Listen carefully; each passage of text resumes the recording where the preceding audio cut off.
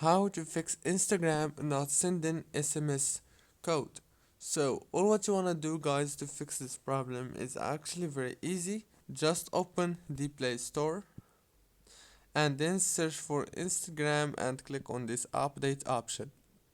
Of course, this if you don't have the latest version.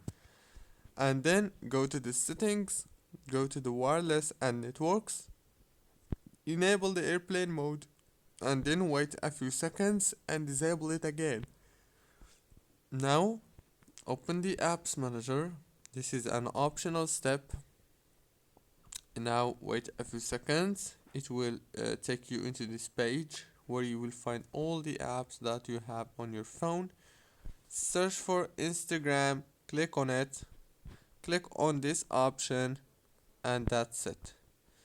Now restart your phone and I hope the problem is fixed right now. Don't forget to like, subscribe. Thank you for watching.